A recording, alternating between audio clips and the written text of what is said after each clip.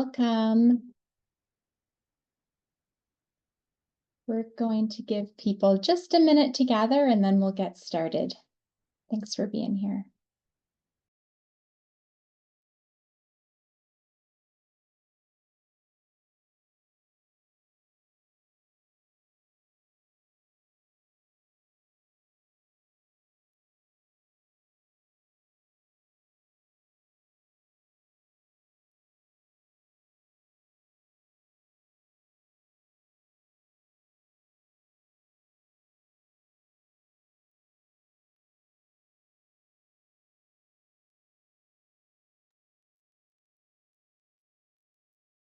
Hey everyone, I'm going to give it just one more minute and then we'll get started.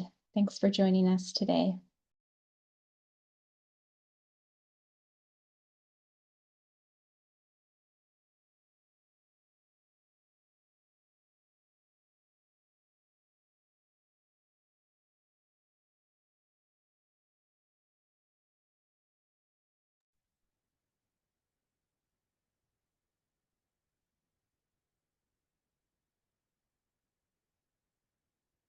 Hi everyone. I still see a few people joining the room, so I'm going to give it just a little bit longer and then we'll get started. I do see a question about whether we'll be sharing the webinar materials, and we will do that later this week.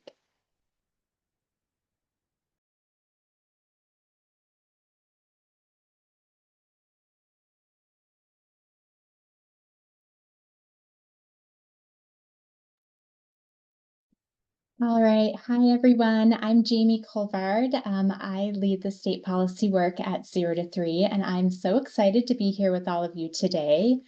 Welcome to our informational webinar about the new Thrive from the Start Prenatal to 3 Homelessness and Housing Instability State Capacity Building Initiative. I'm really happy to be here to talk about this new opportunity to partner with states on this really important issue. Along with our national partners from Thrive to the Start and our funders, we are very grateful to be in partnership with all of them. And it's really exciting to see how many of you are here today, some familiar and new faces. So we're excited to dig in. Before we get started, just a few housekeeping things. We will send out the webinar materials, including the slides, to all registrants later this week. And just a reminder that because we can only award one grant per state, we're going to send an email connecting you to other people who registered for this call from your state to try to facilitate folks talking to each other and hopefully facilitating submission of a single application. So I'm going to walk through the agenda. So we'll start today. Patty Cole will share some about the history of Thrive from the Start, the policy agenda that was created, and the goals for the future of that network. Then Katrina Coburn will walk through what this state capacity building initiative is and the application process. And then we'll have open time for Q&A. If you have questions throughout the presentation, for Patty or Katrina, or just in general about the initiative, please put those in the Q&A box.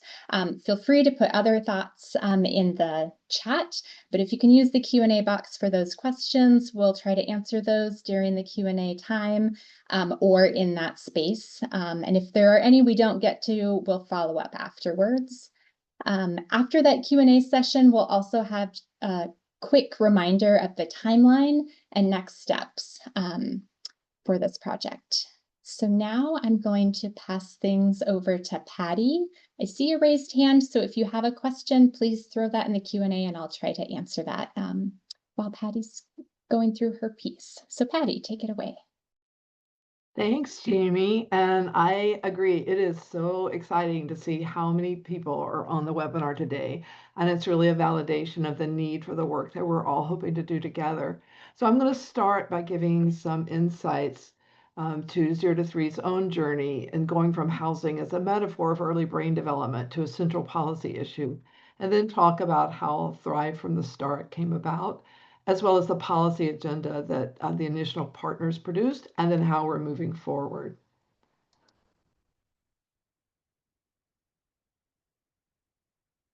So if we could go to the slides, are the slides up?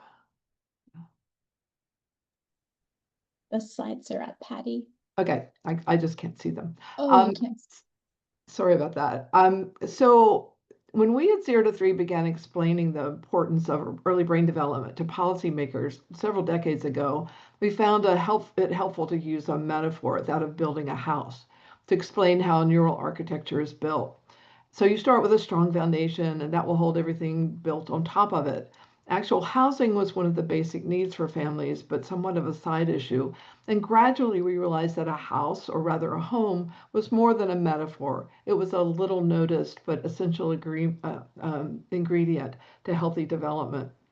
So as we learn more about how stress works within the family unit, we really increased our focus on what that stress meant and where it came from. So strong brain foundations come from nurturing relationships that facilitate interactions and everyday activities like talking and playing and reading, and promote confidence and encourage exploration. And when babies don't have those experiences because they don't have opportunities for those nurturing interactions that they need, or their lives are filled with stress that can become toxic to their developing brains, then that foundation is likely to be fragile. So it's not hard to see that the physical environments that give babies security and predictability of safe places can facilitate nurturing interactions and help babies develop bonds with their caregivers, or that when families live in inherently stressful situations, caregivers may not be able to be responsive or buffer young children from unsettling experiences.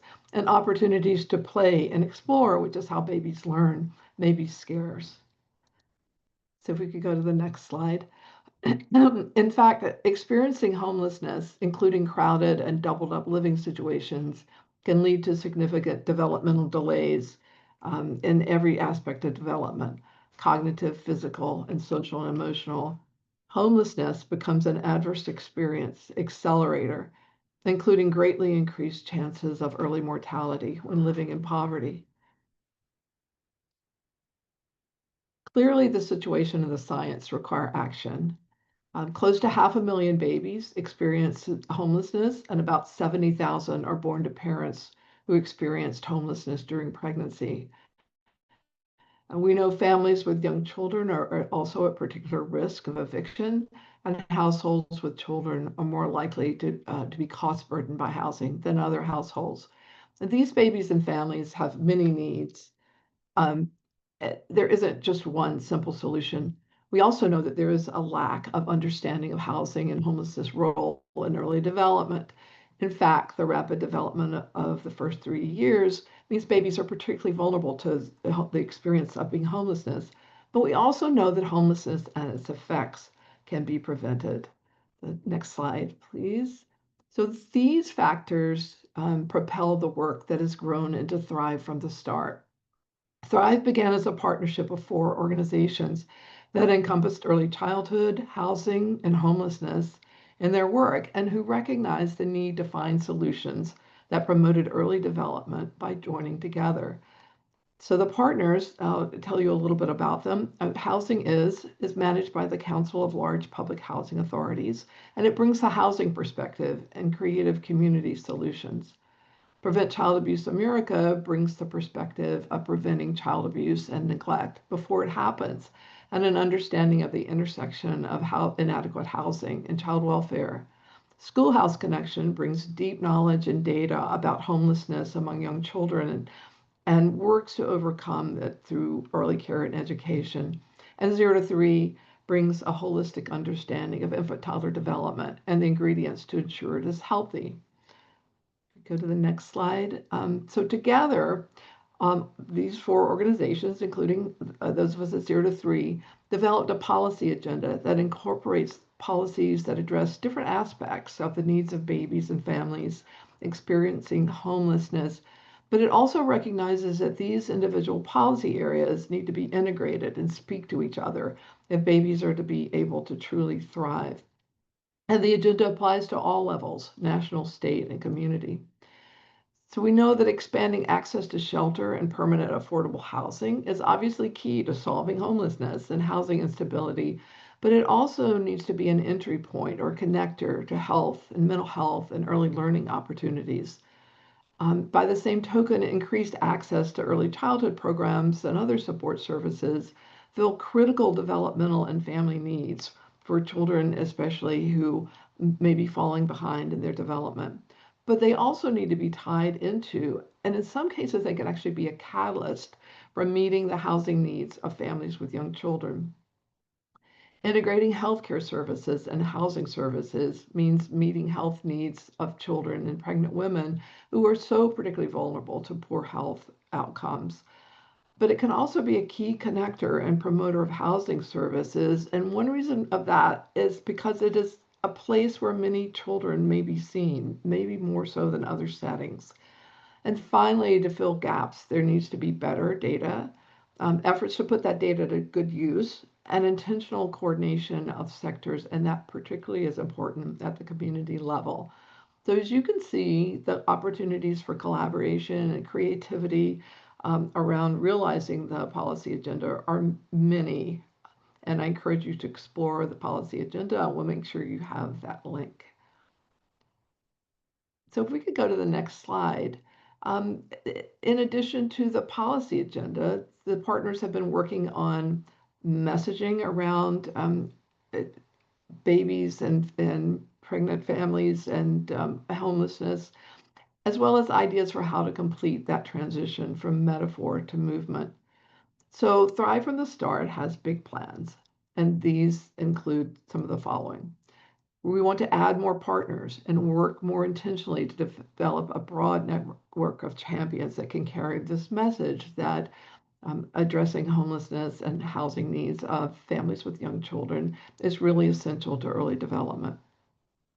Honing communications to increase awareness and understanding of the issue, and giving advocates and those champions the tools that they need to carry the message. Expanding and synthesizing research to better understand how many children and expectant parents experience homelessness and how that experience impacts them and what works to prevent both homelessness and harm. So I hope you can see how these all sort of speak to each other. And as we get to the last one, and this is the reason you're all here today, is to build capacity in states and communities which are closest to both families and the housing they need, and to help them work toward policies and practices, build relationships and alliances, and ultimately to take actions that will further the movement towards solving homelessness for the babies and families who experience it. So I want to thank you again for joining today, and I'm going to turn it over to Katrina.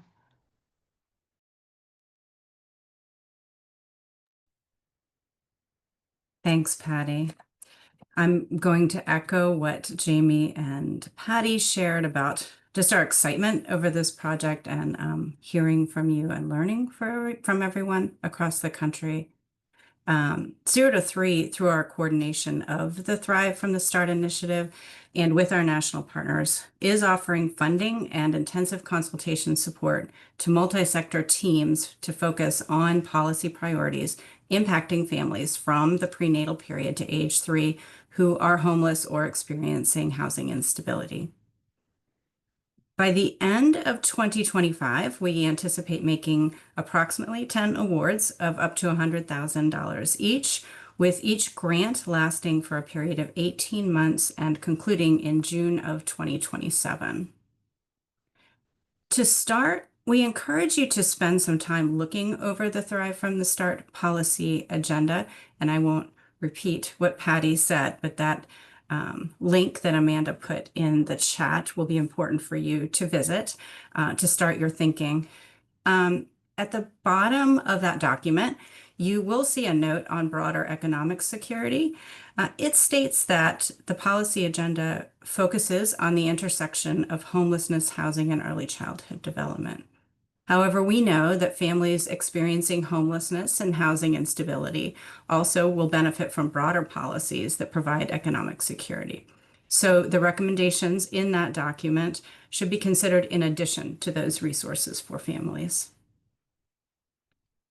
This initiative seeks to partner with statewide teams working to educate key constituencies in their state and localities about the impact of housing instability and homelessness on the P3 population and their families. If such a group doesn't exist yet in your state, this grant can be used to form a new group or to broaden an existing one. The work should have a distinct focus on infants, toddlers, and expectant parents experiencing homelessness and housing instability. Partnerships should be inclusive of leaders across multiple sectors, including but not limited to housing, homelessness, early childhood, and health. So when determining who to engage in this work, consider the different kinds of power, authority, and spheres of influence in creating policy and system change that team members will contribute, such as those with lived experience navigating and engaging in public services for families with children prenatal to 3. Folks who have authority to make policy and system decisions or access to decision makers in state government. People with trusting relationships in communities that have been made marginalized by structural inequity. So think families, grassroots groups, providers, faith-based organizations, nonprofits, etc. Those who work in administration of services or programs for children prenatal to 3. Individuals with an understanding of family experiences, particularly families who face structural barriers based on race and other marginalized identities in accessing services and supports. Those who are involved in related early childhood system building efforts, of course, advocates, and representatives with experience providing direct service to families with children under the age of 3. Funding can be used to implement new projects or to enhance existing work that is aligned with the Thrive from the Start goals. So examples of allowable uses of funding include, but again, are not limited to staff support for PN3 housing and homelessness team development, coordination, and participation for core partners. Stipends to support engagement and partnership with families, practitioners, and community leaders with lived experience. Development of a landscape analysis, research on the potential impacts of policies impacting housing security and homelessness for infants, toddlers, and expectant parents in your state, development and implementation of public or policymaker education and advocacy strategies such as communications plans, infographics, fact sheets, policy briefs, and other activities to build greater awareness of and action to prevent or address the impact of housing instability and homelessness on the healthy birth and development of young children. I'll emphasize again that using the Thrive from the Start resources and policy agenda as guidance will be helpful. Finally, state grantees have the option of carrying out a limited amount of lobbying activities with these grant funds if the state team determines it is an effective strategy for achieving goals. So, for example, meetings with policymakers that include a legislative ask or communications asking the public to contact legislators about specific legislation. So I'm going to talk a little bit about what you can get from us. So state team capacity building activities will include a bi-monthly community of practice designed for and with the grantees of this project. Content will be facilitated by 0 to 3, but driven by members and supported by the expertise of all of the national Thrive from the Start partners. There is an in-person convening for 3 to 5 members of each state team or broader coalition and the national Thrive from the Start partners to learn together and share strategies and knowledge. We expect this event to occur in the spring of 2026, and we'll have those dates soon. Please note that states will need to use your grants to cover travel expenses. And then finally, grantees will receive individualized intensive support facilitated by a lead 0 to 3 technical assistance provider who can help you connect to content experts from the Thrive from the Start partners and provide services outlined in the next slide. You will also have monthly virtual meetings with your TA provider to help design the supports to best match your needs. So through this project, all grantees will have access to a variety of supports from the Thrive from the Start TA bench. This includes all the folks that Patty talked about at the beginning, as well as other national partners. So those supports are listed in the RFP, but include and are not limited to assistance in team planning, expansion and integration activities, national overview presentations about a specific issue or topic, assistance in developing family engagement strategies like listening sessions, assistance in using data for decision making and advocacy planning, resources on exemplary models or practices in other states, guidance in creating, expanding, or sustaining a state infant toddler initiative or replicating another state's model, uh, assistance in identifying and inviting outside experts to participate in team or broader calls to address specific needs, reviewing and providing feedback on your written materials developed by the state team or the broader coalition, arranging peer-to-peer calls among state teams when that's appropriate, assistance facilitating or participating in work sessions, public events,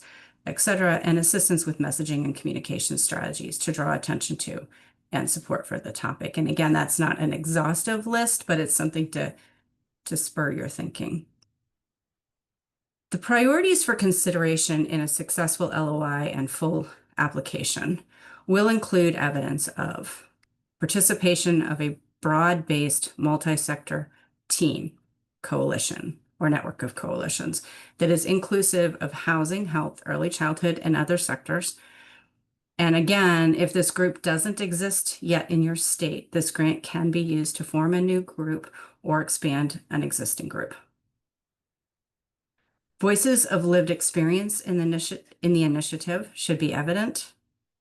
Demonstration that this particular capacity building initiative and grant will add value to your state team's work. We really want to see that.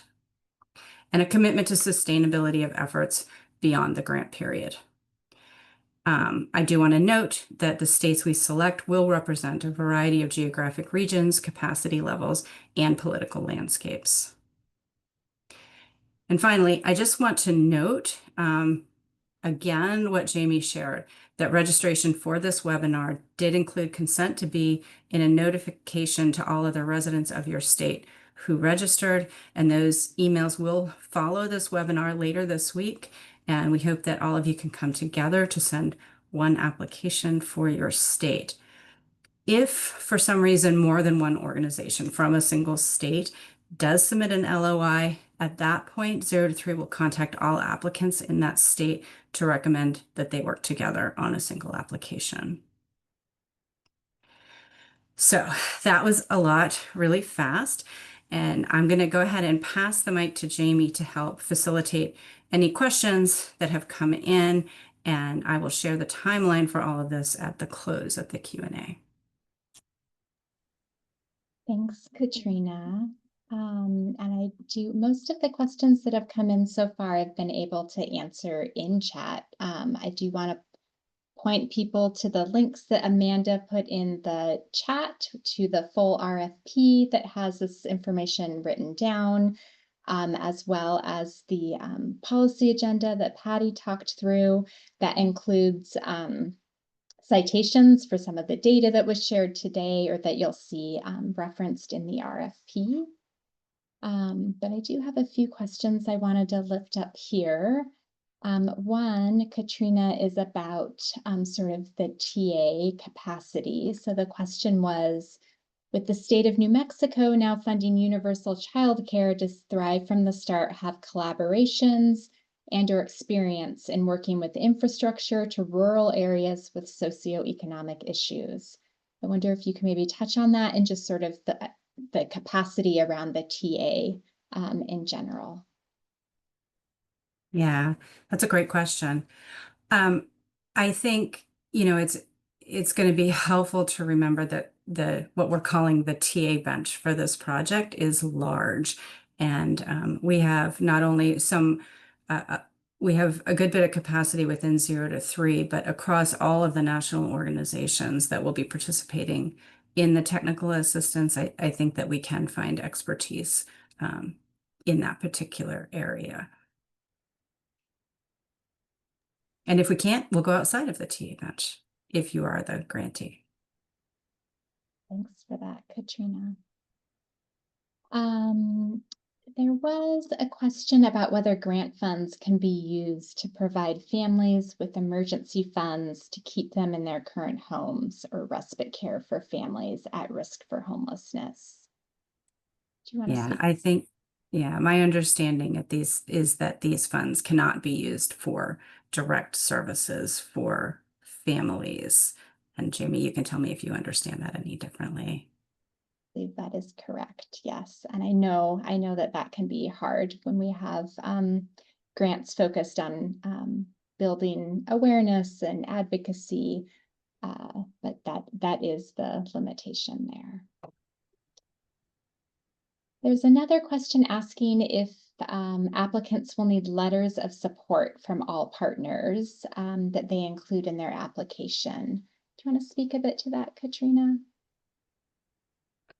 I'm trying to remember if that's a requirement. I'm sure it can't hurt. And I think that if your application is selected, it will be helpful to have those partners on the interviews with you.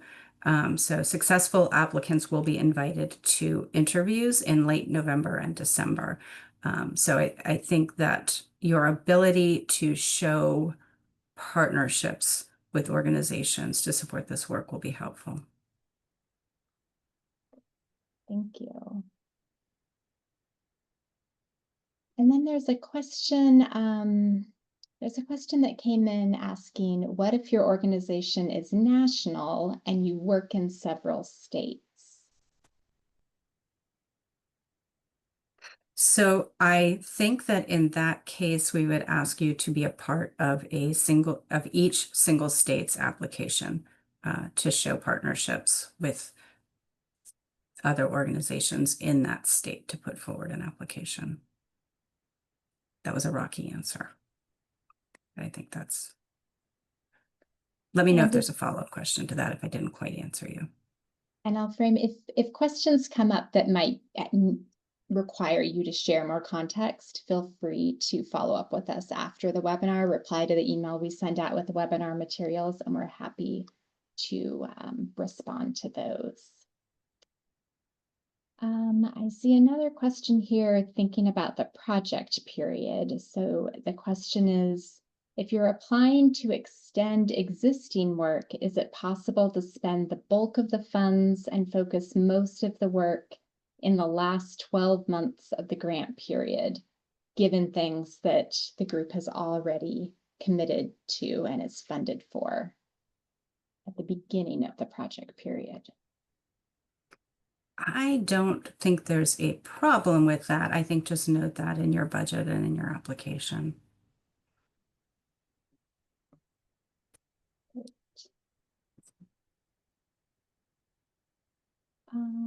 Okay.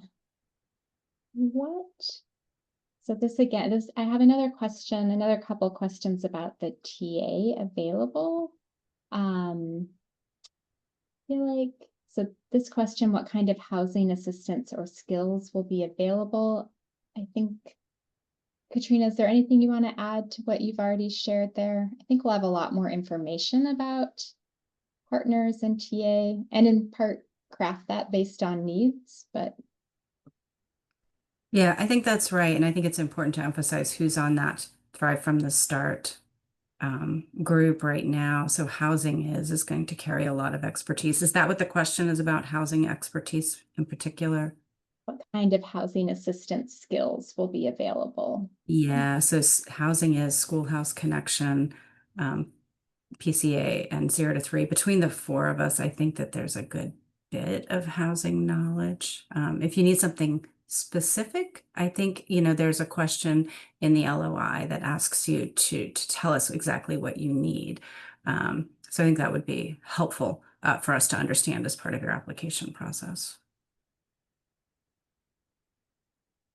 So, and I could jump in. I just want to say when I talked about how The project is really seeking to expand both the national partners and as we think about especially what kind of TA is needed, that we are looking to add more housing expertise. Housing is, and the Council of Large Public Housing Authorities has a great deal, but we want to make sure that expertise is available. So we'll be looking to add partners there as well.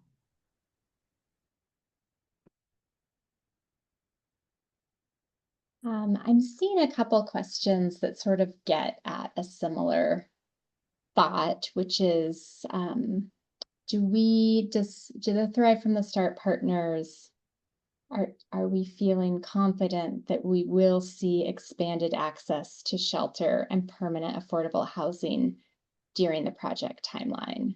So I wonder, Katrina, and maybe Patty too, I mean, I think if you want to offer your thoughts, acknowledging the environment we're living in and what we mean when we're talking about progress that we want to see. Yeah, and we ask you explicitly what you think progress is. And I think you're right. 18 months would be a tough timeline to show those kind of changes. I think we're looking for connections with housing organizations and other organizations, collaboration, um, and a clear plan for moving forward. But no one's going to be counting numbers of families that you're able to keep from shelters for this. Patty, I don't know if you want to add anything. Yeah, no, I was just going to add that, it's very much looking at meeting states and communities where they are, and there may be um, some applicants who are further along and have more together. We just had the question about could you backload these funds into the last 12 months of the grant because they already have some funding. So if people can make progress in those areas, that would be great, but it's certainly not an absolute expectation. I think there'll be grantees who probably are at different places along a continuum, and hopefully they can learn. Those that are just getting started can learn from those who may have been working in this area for a while. So I wouldn't say no that there's an absolute expectation that these services will be expanded by the end of the grant period.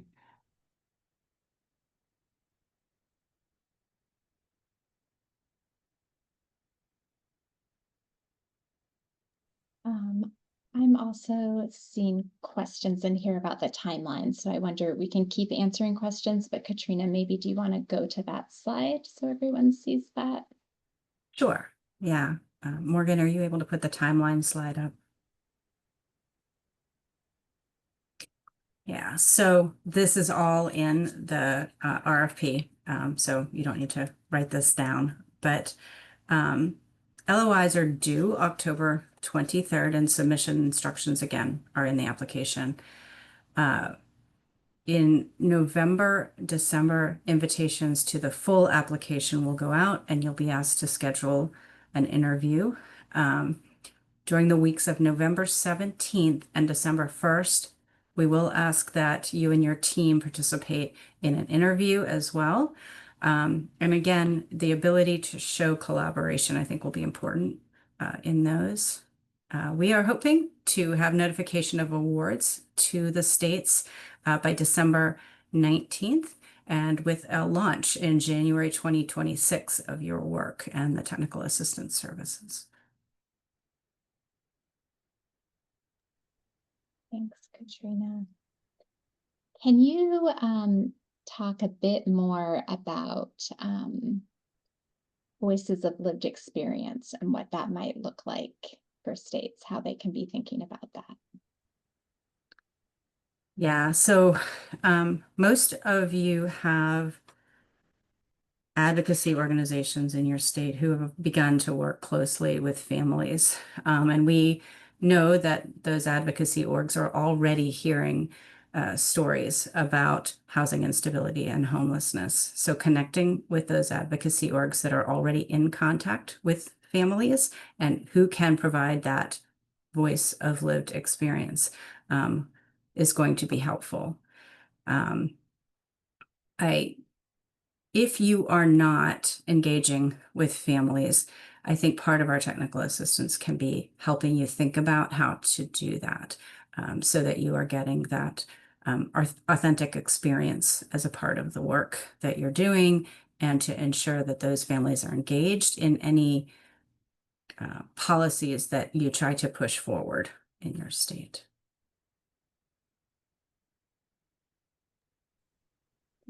Katrina.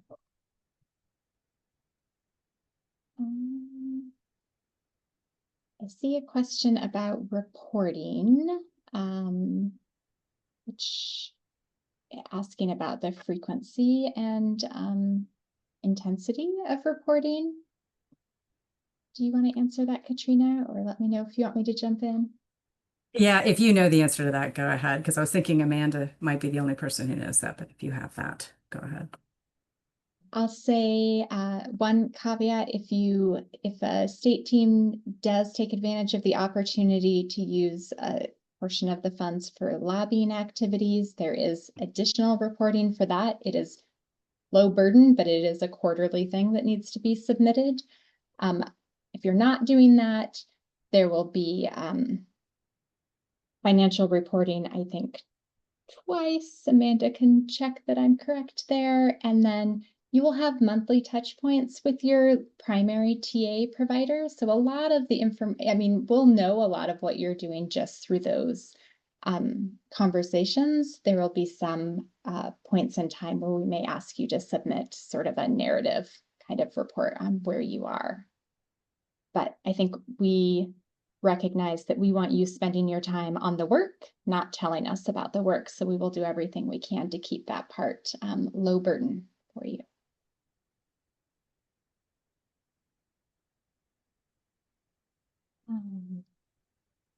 Okay, there was also a question about the question in the application asking about whether they've connected with other funders, and just acknowledging this is a very quick turnaround. So asking like, is it okay if they just know we've reached out to some or we plan to talk to some?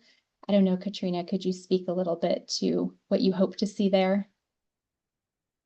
Yeah, I mean, I think any evidence that you can provide of working on that is going to be helpful. We recognize there are bigger and more funders in some states than in others. So I think both sharing what you have done on that and how you've worked with them and future plans would help us with that.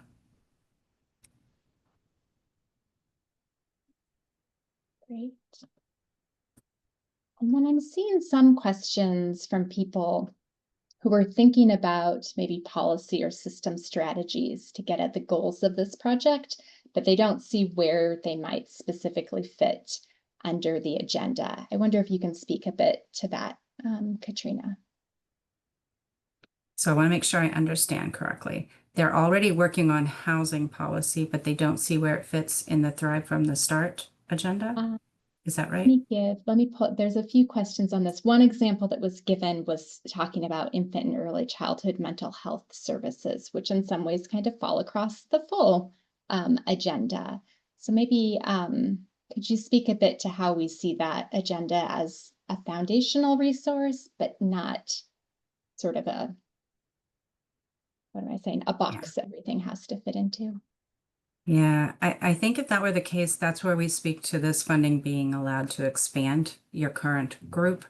I think thinking about how that fits with the Thrive from the Start agenda and who else needs to be at the table. So how is infant and early childhood mental health impacted by housing instability and homelessness? And how does that perhaps change or tweak your policy item that you have?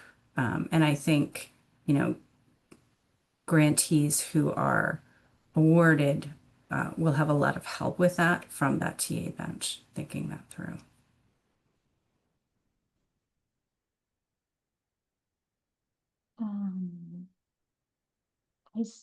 Okay, so I see a question asking Says our state has some cross-sector partnership happening currently on a small scale in early childhood homelessness. We hope this grant could expand that. However, due to state system funding, we cannot participate in lobbying and advocacy. Can we still be considered? Can you speak to that, Katrina? Yeah, and you can elaborate here, but lobbying is not a requirement of this grant. It's an opportunity that can be used, but is not a requirement or doesn't necessarily add points to scoring of an LOI. Does that answer the question, Jamie? Agreed. And I think I would also say that there's a lot of education and awareness building that I think you could do through this grant that doesn't get you into, I don't know, advocacy or policy work with a big A or a big P. So I think read the RFP if you have specific questions, let us know. But I think we have done projects similar to this in the past where teams have included state agency staff. In fact, those sort of public-private partnerships can often be really powerful. And so maybe think about that, and maybe people play roles in different parts of the work. All of those options, I think, are on the table. I'm just seeing a few questions again from folks who had to join late. So I just want to make clear that the funds cannot be used for direct service as much as we would like to. That is not the purpose of this opportunity. So that is something that cannot be used.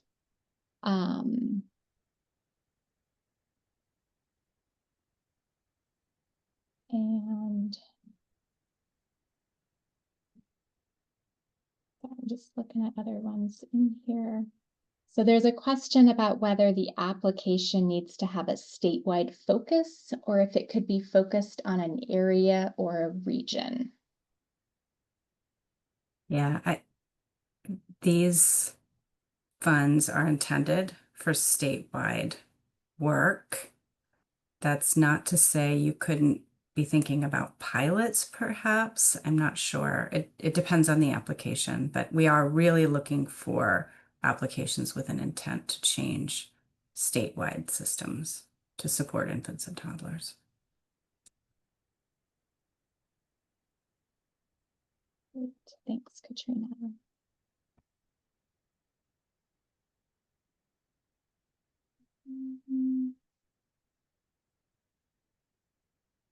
I think this sort of builds on that. A question asking on the county level, we're beginning to think about coming together to address infant toddler homeless issues with multiple partners' plans for engagement. With this grant, we would also reach out to other county partners, agencies interested in this initiative. Is that correct? Is that something we could do? I think that sounds right. I think that would be fine. All right.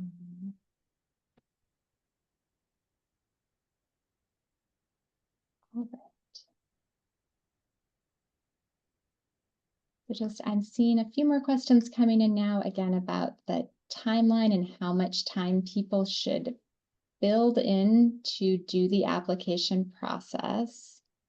So just refer you all to the timeline on the screen, and just note, if you are selected to move forward to the interviews, there will be a block of slots that you'll choose from. Katrina, is there anything you'd want to say more about that process? Yeah, there may be some confusion around the term full application. So a full application consists of two pieces, your LOI and the interview. That's a full application. And then there will be forms required in order to provide funds to you. But the full application is just those two pieces. There's no other written submission besides the LOI. Thank you. And then someone asked me to clarify what I mean by direct service. That's really getting at questions that folks are asking about whether like they can use funds to, contribute to building a shelter or do services directly with families or provide money to families experiencing homelessness. That is something that is not allowed. There was another question about whether funds can be used for partners who are participating in the collaboration. Yes, absolutely. That's a great idea. Encourage you. So it doesn't need to, the funds do not only need to be used by the lead that applies. You should think about it for funding the full sort of collaborative that is participating in the initiative. Anything else you'd say on that part, Katrina? There are some examples in the RFP, I think, about how funds can be used. So. Yeah, yeah, and they're also part of this presentation. I think it'll be in the slides as well. And yes, we will send out these materials afterwards and make those connections to everyone who applied or who registered for this from the same state to start that connection piece. I see questions coming in on that as well.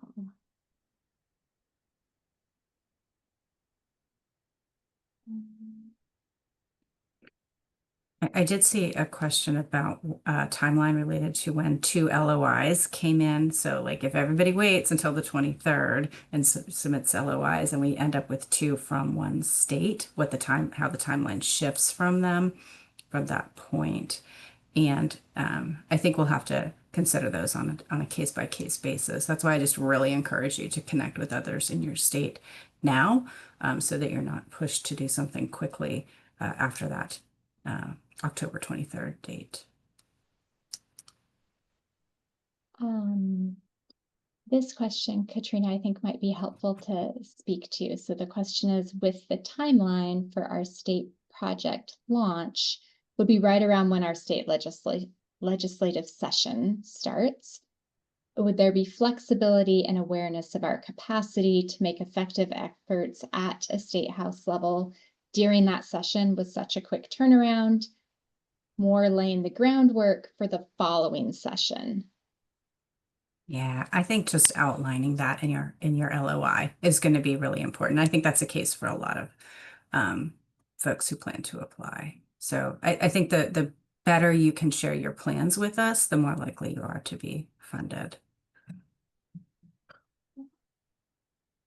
And I do see questions about how people can send questions after this webinar. If you are a processor like I am, and you're going to think of something 2 hours from now, feel free to reach out with questions.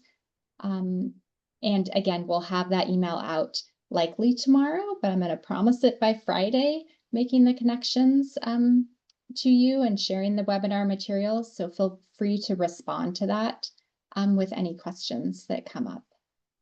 Yeah.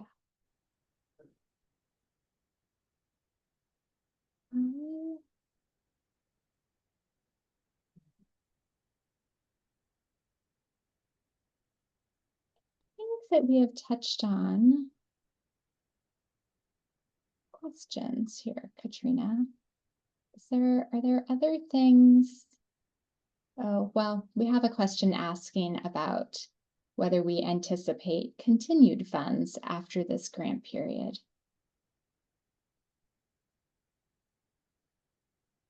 I don't know the answer to that question. I think That would we be great. we hope, but we have no firm commitments at this point beyond this period. Yeah.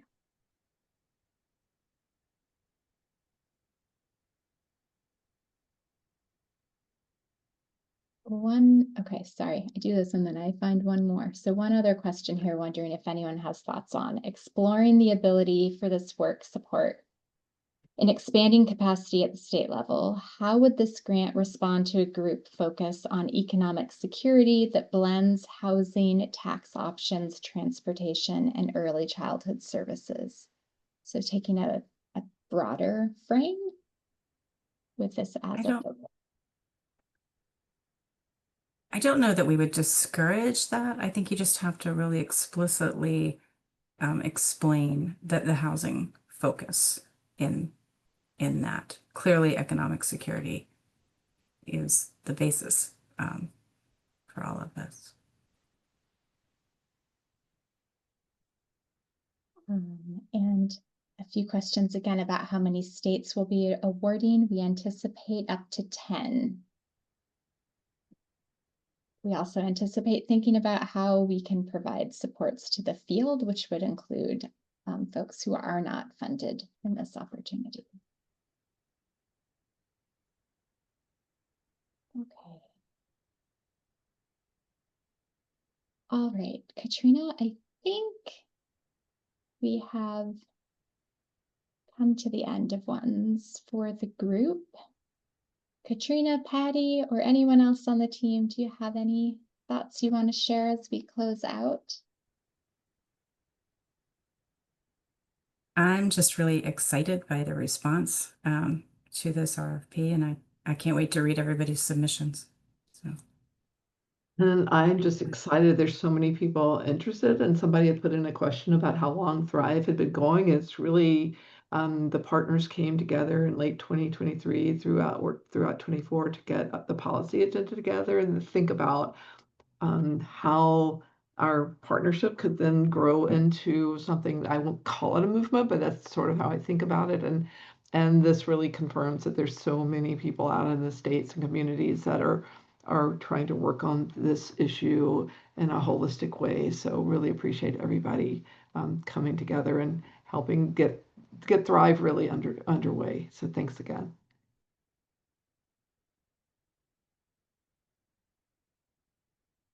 All right. Well, thank you everyone for joining. If I missed your question, I greatly apologize. Feel free to reach out via email and we will answer it. And we will get all of these materials out to all of you and make the connections to others from your state later this week. And we're excited for what's to come. Thank you.